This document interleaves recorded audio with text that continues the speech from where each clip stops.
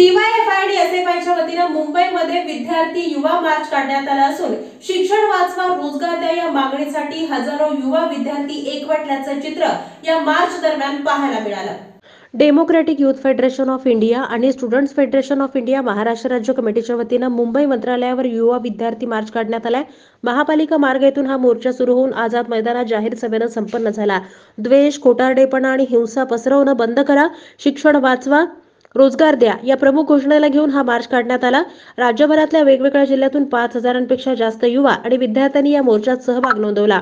आझाद मैदानात पोहोचल्यावर मोर्चाचं रूपांतर जाहीर सभेत झालं। या प्रसंगी अखिल भारतीय किसान सभेचे राष्ट्रीय अध्यक्ष डॉक्टर अशोक ढवळे, आमदार विनोद निकोले, DYFIचे राष्ट्रीय महासचिव हिमग्नराज भट्टाचार्य, SFIचे राष्ट्रीय महासचिव मयूख विश्वास, कामगार नेते डॉक्टर SK रेगे, DYFI माजी नेत्या प्रीती शेखर, राज्याध्यक्ष नंदकुमार हाडळ, राज्य सचिव दत्ता चव्हाण, माजी नेते शैलेंद्र कांबळे, SFIचे राज्याध्यक्ष सोमनाथ निर्मळ, राज्य सचिव रोहिदास जाधव यांनी संबोधित केलं। DYFIचे केंद्रीय कमिटी सदस्य अनिल वासम यांनी सभेच्या सुरुवातीला संविधान प्रास्ताविकेचं वाचन केलं। मोर्चाचं निवेदन राज्याचे मुख्यमंत्री एकनाथ शिंदे यांना पाठवण्यात आलं। त्यांनी राज्यातल्या शिक्षण आणि रोजगाराच्या प्रश्नावर चर्चा करण्यासाठी DYFI आणि SFIच्या नेतृत्वाला बोलावलं आहे। दिलेल्या निवेदनात DYFI आणि SFIनं म्हटलंय की आज बेरोजगारी एखाद्या साथीच्या रोगासारखी पसरतीये। कोट्यवधी लोक कामाच्या शोधात गाव सोडून लहान मोठ्या शहरात स्थलांतरण करत आहेत। तिथे त्यांना किड्यामुंग्यांचं जीवन जगावं लागतंय। शहरातील तरुणांची अवस्था वाईट आहे। आपल्या राज्यात आणि देशात सुशिक्षित बेरोजगारांची संख्या दिवसेंदिवस वाढत चालली आहे। त्याचं कारण सुद्धा तसंच आहे। शासकीय आणि निमशासकीय क्षेत्रातील लाखो जागा वर्षानुवर्ष भरल्या जात नाहीयेत। उलट त्या ठिकाणी कंत्राटी पद्धतीनं नियुक्ती होतीये। त्यामुळे कायमस्वरूपीच्या नोकऱ्या संपुष्टात येत आहेत। जी नोकर भरती होते त्यात सातत्य नसून प्रचंड गोंधळ सुरू आहे। परीक्षा घेतली जाते परंतु निकाल वेळेवर लागत नाही। पेपर फुटी आणि अन्य गैरव्यवहार वाढत आहेत। यामुळे सुशिक्षित तरुण या वर्गामध्ये अस्थिरता निर्माण होऊन त्यांचं भविष्य अंधारात चाललंय।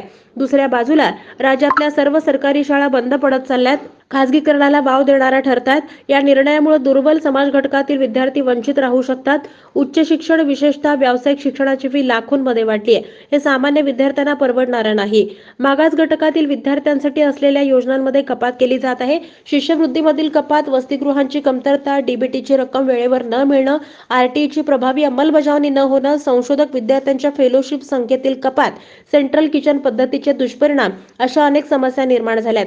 शिक्षण आणि रोजगाराच्या प्रश्नांवर सरकारनं गांभीर्यानं विचार करून ठोस उपाययोजना करणं आवश्यक आहे आणि म्हणूनच DYFI आणि SFIनं हा मोर्चा काढून विद्यार्थी युवकांच्या मागण्या सादर केल्या आहेत। नोकर भरतीवरची बंदी उठवा, शासकीय निमशासकीय क्षेत्रातील सर्व रिक्त जागा त्वरित भरा, सर्व प्रकारची सरकारी नोकर भरती प्रक्रिया MPSC द्वारे राबवा, आदिवासी बहुल भागात सार्वजनिक उद्योग सुरू करा, शहरी भागात रोजगार हमी योजना सुरू करा, ग्रामीण रोजगार हमी योजनेची प्रभावी अंमलबजावणी करा, सरकारी नोकऱ्यांचं कंत्राटीकरण बंद करून कायमस्वरूपीचा रोजगार द्या, कंत्राटी कर्मचाऱ्यांना सेवेत कायम करा, बेरोजगारांना दरमहा किमान 5,000 रुपये भत्ता सुरू करा, नोकर भरतीमधील गैरव्यवहारांना कायमचा आळा घालून नोकर भरतीचे अर्ज निशुल्क करा, रोजगार नोंदणी पोर्टलमधील तांत्रिक अडचणी दूर करून त्याला अद्ययावत करा, कोविड काळात सेवा दिलेल्या कंत्राटी आरोग्य कर्मचाऱ्यांना सेवेत कायम करा, शाळा दत्तक योजना रद्द करून सरकारी शाळांच्या स्थितींमध्ये सुधारणा करा, शिक्षण हक्क कायद्याची अंमलबजावणी करा,